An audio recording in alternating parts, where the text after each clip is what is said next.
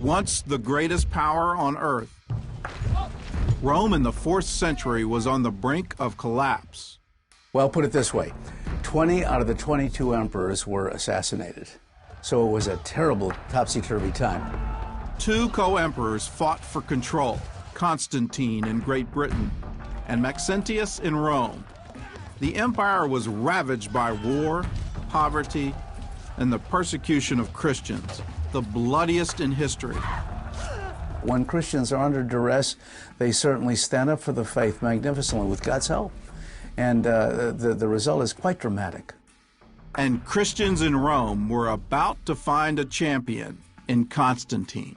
There is no question, but he felt, believe it or not, called by God to Christianize the Roman Empire. Constantine decided the time had come to overthrow Maxentius, the man he called a pagan and a tyrant. The year was 312. Maxentius is probably the incarnation of everything evil. He was a terrible, terrible emperor. He consulted witches and wizards regularly. He liked to augur the future by various foul means. One included, this is hard to believe, ripping open the bellies of pregnant women and checking out the fetuses' livers for clues as to tomorrow. Horrible things. Constantine's army battled through Europe, defeating the forces of Maxentius. On October 27th, they were poised to invade the city of Rome. Constantine camped here, 9 miles north of Rome. His army was outnumbered 4 to 1. So he prayed to God for help. And here in this field, he had a vision that changed the course of history.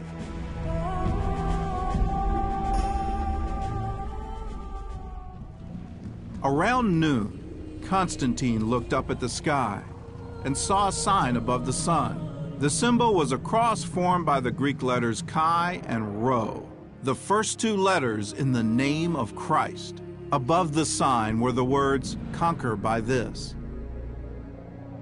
That night, the strange sign appeared again. Constantine said that in his sleep, the Christ of God appeared to him and instructed him to use the sign as a standard in battle.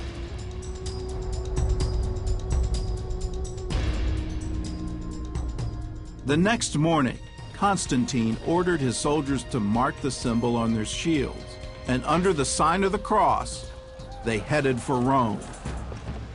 On the other side of the Tiber River, Maxentius sent his troops to meet Constantine, while he stayed behind in Rome.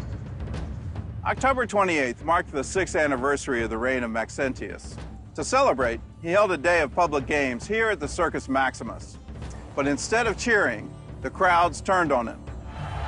They shouted, "Constantine cannot be overcome." So Maxentius fled to the temple of Apollo. There he searched a collection of pagan prophecies, known as the Sibylline books, and found a passage that mentioned the date, October 28th. On the same day, the enemy of the Romans should perish. Maxentius thought it prophesied the death of Constantine, so he changed his mind and went to join his troops. But by now, his army was trapped between Constantine and the Tiber River. The only way back into Rome was across the Milvian bridge, and here Maxentius fell headfirst into the trap he had set for Constantine. Maxentius had cut all the bridges into Rome, but at the Milvian, he had built a temporary wooden bridge designed to collapse under the weight of Constantine's army. Instead, most of his own soldiers were trapped on the bridge. When it collapsed, many of them drowned, and the rest were taken prisoner. Maxentius himself drowned after jumping into the river. And the next day, Constantine's army entered Rome, parading his head on the point of a spear. Today, Constantine is known as the first Christian emperor. But was it a real conversion, or just a smart political move? There may have been political benefits for Constantine to do that. I've never understood why he must be only a totally sincere Christian convert or only a calculating politician. There could have been a little of both involved. As emperor, Constantine remained the head of Rome's pagan priesthood, and his coins bore the image of the Roman sun god, Sol Invictus. He also declared a national day of rest on the Roman day of the sun. There's no question that Constantine was somewhat of a mixed Christian when it came to controlling the empire. He said, look, we're in a transition period. Please understand that I am emperor of all of the Romans, including the pagan Romans, so give me a little time and we'll phase these out. And he did. The true extent of Constantine's conversion is debatable, but his influence on Christianity is undeniable. Within a year, he and his co-emperor issued an edict of toleration. They granted permission for all religions to worship freely and ordered the return of property seized from persecuted Christians. This was a dramatic move. When Constantine was converted, it was at a time when only 10% of the Roman Empire was Christian. At the end of the 300s, 95% of Rome was Christian. Less than 400 years after the death of Christ, his followers had become the most influential religious group in Rome.